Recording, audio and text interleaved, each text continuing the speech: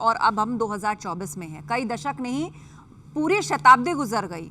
इतने वक्त से जरूरत महसूस की जाती रही, अभी तक इस पर क्या बहस नहीं हुई थी या इसका प्रस्ताव नहीं आया था कम्युनिटीज की तरफ से कि इसको चेंज किया जाना चाहिए, इसमें बहुत से अमेंडमेंट की जरूरत है?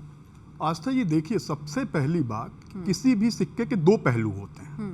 हम और आप किसी भी एक्ट को, किसी भी कानून को बैठ के एक सिरे से खारिज नहीं कर सकते कि ये गलत है, और ना ही हम उसका समर्थन कर सकते हैं कि ये बिल्कुल सही है। अब हमें एक चीज समझनी होगी कि इन कानूनों का जो लॉज इनेक्ट हो रहे हैं या होते आ रहे हैं, उनका मकसद क्या होता है, उनका अल्टीमेट गोल क्या होता है। द एडमिनिस्ट्रेशन ऑफ जस्टिस, जो पैरामाउंट उद्देश्य है किसी भी कानून को लाने का, वो होता है एडमिनिस्ट्रेशन ऑफ जस्टिस। और जब हम क्रिमिनल लॉ की बात करते हैं तो एडमिनिस्ट्रेशन ऑफ क्रिमिनल जस्टिस।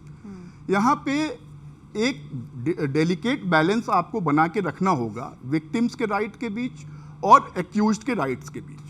हमारे वहाँ प्रिजम्पशन ऑफ इनोसेंस की बात की जाती है हमारे कानून में, और हमारा कॉन्स्टिट्यूशन जो कि हमारा बाइबल है एक तरीके से, वो कहीं ना कहीं एक गोल्डन रूल्स की बात करता है, आर्टिकल 14, आर्टिकल 19 एंड आर्टिकल 21 के अंदर।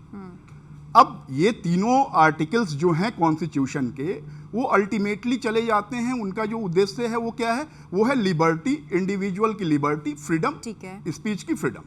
अब हम लोगों को जो आज देखना है वो ये देखना है कि ये जो 3 नए कानून लाए गए हैं, भारतीय न्याय संहिता, भारतीय नागरिक सुरक्षा संहिता और भारतीय साक्ष्य अधिनियम, इन्होंने हमारी लिबर्टी को, इंडिविजुअल्स की लिबर्टी को लेके इन्होंने अपना कितना कंसर्न जाहिर किया है इन तीनों एक्ट्स में।